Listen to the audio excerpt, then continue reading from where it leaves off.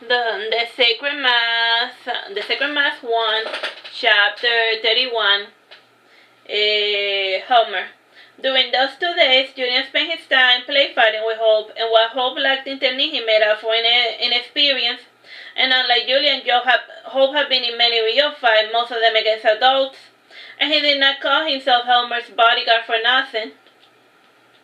And on the 3rd day, Leda visited Julian with her mother, and she had been tasked by her mother to see how Julian was doing. And to Leda, Julian seemed better than ever. "And did my mother send you?" asked Julian, and he could smell that Leda had visited his mother. "Yes," said Leda solemnly.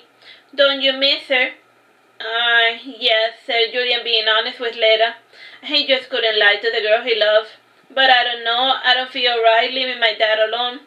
And he's so happy with me living under his roof that, I don't know. You can at least stop saying that Peter hates you. And it isn't fair to the man who fed you, clothed you," said Leda, nagging Julia. Yes, I know," said Julia. He grudgingly did as Leda commanded, and he was shocked and surprised to realize that everyone was on to him. And here he saw that he was good at lying. And he returned to Leda's side, and the girl tried to persuade him to return to his mother, but the boy was afraid. And what if his mother and stepfather had gone to hate him for what he did, and they had been distant as of lately, and he naturally interpreted that distancing as a loss of affection. And as for Miss Lady, she had decided to let her son live with Gregory for as long as he wanted, with the hope that he would return home of his own when he grew to miss her enough. And was stacking toys, Leda asked, "Who's that strange man in the hoodie?" "He's Allan's father," said Julia, "and he just got out of the insane asylum." "Helmer isn't mad," said Hope, offended at the very idea. "Then why is he just sitting there doing nothing? Is he meditating? His eyes are open, so he must not be napping," said Julian. Hope explained. He spent his time as a prisoner in the tower, and he was only allowed to go outside to run errands. And even before then, he was King Waldenaz's puppet prince, and he was not used to his freedom.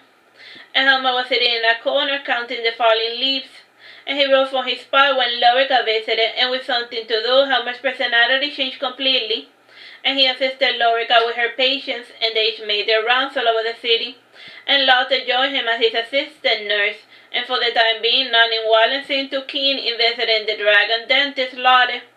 And as a doctor, Helmer saw his patients as pieces of flesh. He saw problems, not people, and this allowed him to perform his duty without becoming emotionally attached. And after working for 5 hours, Lotte noticed that the work trance was passing, and she took Helmer's patient list, and then she sent him back to Caron's house. And Bron and Alyssa were busy entertaining the guests while Lord Siegfried kept an eye on the kids, and Sunshine was roosting in the garden while reading a book.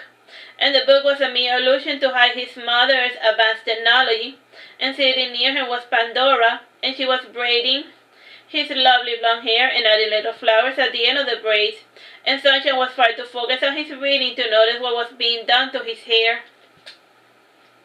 Rachel was napping in the garden with a book in his hand, and Helmer went to sit down in the grass near Sunshine, and Sunshine smiled and said, "You're back early, Helmer, dear." Helmer nodded in response. "Do you feel too tired to work today?" asked Sunshine, maternally petting Helmer's raven hair. And Helmer shrugged his shoulders, and he turned his attention to the ants passing by, and he was enjoying the sensation of Sunshine petting his hair, so he wasn't too much of a hurry to leave his side. And Sunshine eventually stopped petting his hair, so Helmer lowered his hood, raised his hood. The sun was frying his brain. And a ball rolled by and touched his hand, and Helmer picked up the ball, and he started staring at it. And Leda came to him and said, "Mr. Helmer, can you pass me the ball?" Helmer's eyes had no glowing then, and he returned Leda her toy. And Leda, frowning, said, "Aren't you bored here doing nothing?" "I am resting for work so I can go back to work tomorrow," explained Helmer. "Kish." "So when you're not at work, you're preparing to go to work," said Leda. "And don't you get bored? Come play with us." Leda took his hand, and she started pulling at Helmer to get him to do his feet. And Julian saw Helmer's shoulders shaking, and Julia ran to Leda and said, "Leda, stop, you're being too pushy, you're making him cry." And Leda released Helmer's hand, and she lowered his hood, and she saw that Helmer was indeed crying. And Leda put the hood back on Helmer, and pouting, she said, "My apologies for my disrespect." She bowed, and then she said to Julia, And I made the big baby cry. He's not a big baby, complained Hope. And if you weren't a girl, I would smack you for saying that. You wanna fight, said Letta, putting getting on her boxing pose. Have I you are not afraid? And her laughing shrugged Letta off, and he put his face forward and said, I will give you the first hit, ladies first after all. And Letta only needed one punch, and Hope was out like a candle. And Letta's mother, her name in shock, said, oh, for goodness sake, Letta, and you keep that up and nobody will marry you. And I do not know why the father of yours keeps insisting on raising you to be a little lord. What can I say, mother, retorted Letta. Punching guys and playing with swords is my thing. Hope stood up with his nose bleeding, and Helena Shock went to get a clean cloth and some water, and she started to clean Hope's face. Gregory left the last night carrying Caron with him, and Allan with wobbly legs said, and we should do this again sometime. Tomorrow, suggested Gregory. How about next week, said Allan, going on the retreat, and I will bring some supplies, and then maybe you will be done a lot sooner. And Allan showered and got dressed, and on the way out he saw his father looking at ants, and Allan frowned before going to speak with his father, and Helmer said to Allan, stop. Allan stopped, not knowing what was the matter, and whenever his father got that commanding tone, Allan always did as he was told, and Helmer then said, proceed. Allan grinned when he noticed that Helmer had waited for a few straggler ants to pass by before allowing Allan to come speak with him, and Allan frowned when he saw Hope coming over with a busted nose, and Helmer said flatly to Hope, and you need to give your head out to stop that nosebleed and sit down there with Sunshine till you feel better. Hope did as he was told, and Sunshine proceeded to pet Hope's hair, and Hope said to Allan, and I got in a stupid fight with a girl. And Allan narrowed his eyes to try to see into Helmer's thoughts, and again Helmer's mind reflected clear waters with no discernible thoughts or emotion. And Allan looked at Sunshine, and he was able to see that Helmer had not left the same spot for the last couple of hours. And Allan asked his father, how long do you plan on being a bother to Caron, and you don't pay for anything and you eat all the food? My apologies, said Helmer, and then he went to Sunshine, who gave Helmer a large stack of coin, and Helmer then handed the money to Bron, and then he left the garden and he went to sit down outside the gates of the house. Allan sighed with frustration before nervously scratching his short hair, and he went to sit beside his father, and he felt guilty about taking out his frustration on the little guy. And a tourist passed by, and he threw a copper at Helmer's feet. And Helmer went to pick it up, but the tourist made a motion to step on his hand, and before Allan could get around to punch the fellow, a few of Helmer's patients were punching the tourist for being rude to the good doctor. Allan asked, where do you sleep? With Sunshine or with Lotte, and if Sunshine's not in bed, I sleep in the case with Lotte, and she combs my hair and keeps my nightmares away, and Sunshine follows the path of the sun and from left to right. And I go with him for my tutelage, and we sleep in the guild, at the inn, at someone's house, or in the streets, explained Helmer. Do you sleep together? Asked Allan. No. He likes his space, but I feel safe just knowing that he's in the same room with me. He's a light sleeper. Any unfamiliar scent or noise is enough to wake him up, explained Helmer. And since you don't have a permanent residence, you don't have to be a bother to Caron. Well, then you can stay with me and Marina, and you can have any room that you like, but if you don't want to move in with us, I will accept it. You don't have to stay with us if you don't want to. I can see about a different housing arrangement, said Allan. Think about it, Dad. Allan extended his hand to make physical contact with his father, and Allan hesitated, and then he got up to leave. And he could have teleported out of there, but he chose to walk home. And Helmer saw his son walk away, and he sighed, and he returned to sit beside Sunshine. And Sunshine, smiling, said, if you want us to move to Allan and Marina's bachelor pad, you do not need to ask. Helmer said nothing in response, and the following 2 days Helmer slept outside in the gardens. And at first he had slept on top of the bench, and when he saw the child's grave, he went to sleep near it. And Gregory saw him out there in the middle of the night, and he went to sleep near him. And Caron, finding himself alone, also went to sleep near Charlie's graveyard. And 5 more days passed, and other folks joined Helmer, who was insisting on sleeping in the garden. And on the 6th day, Allan came with Marina to beg his father to come live with them. And Helmer, crying, asked what Caron in a corner. After everything, you will still have me for a father. I am trying hard not to be a bother, so why do you insist on bothering me? And Allan kneeled down on the floor to beg his father to come with him, and this time even Marina did the same. and Mincy manifested to intervene in the situation, and she pulled Allan to force him to stand, and she gestured Marina to do the same.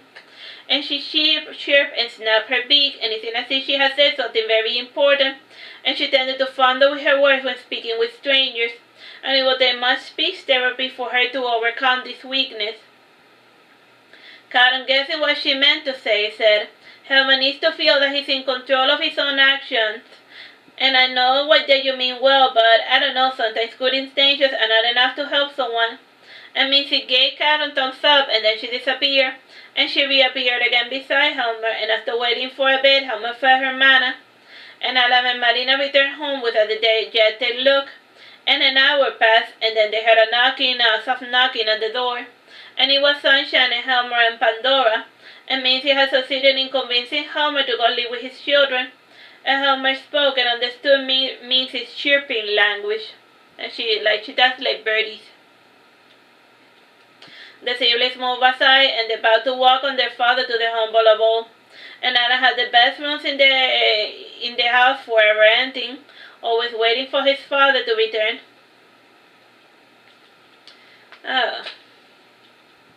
He guided Sunshine and Helmer to the top floor, and Sunshine looked at Pandora's clutter and picked out a style of room that he called Japanese. And Sunshine wanted to avoid having Helmer hiding under the furniture, and instead of a bed, he gave Helmer a futon with a flat cushioned chairs and solid square slab of granite for a table. And the bathroom followed a similar arrangement with a wash basin that did not have a storage unit, and the towels were outside in a rack, and Helmer was given a couple of drawers but no closet.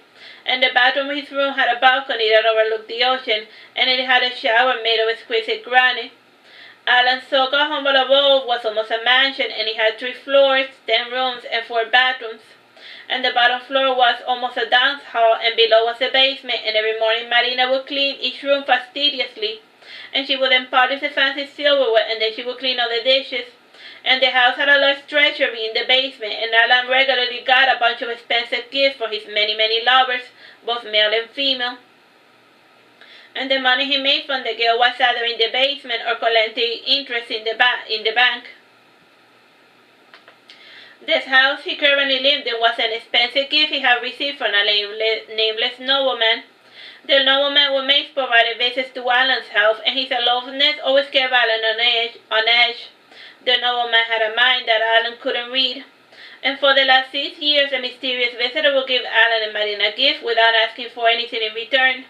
There was a time when Allan thought that the man wanted to adopt him or something, and adopt him and his sister. And when that didn't happen, he started to think that the mysterious benefactor wanted something else. And Allan and Marina lived on the top floor, and that was where they installed Helmer. And the top floor had 4 exquisite large bedrooms with a lovely large clear glass window that allowed the ocean breeze to enter. And each bedroom had its own balcony, and Helmer slept peacefully for hours. And since he looked so peaceful, Sunshine left Helmer alone, and Marina spent most of her time keeping an eye on her father, and while she practiced her fingering technique on the guitar, and when night saw, Allan finally went to see if his father was awake. That's it. Bye bye, God bless.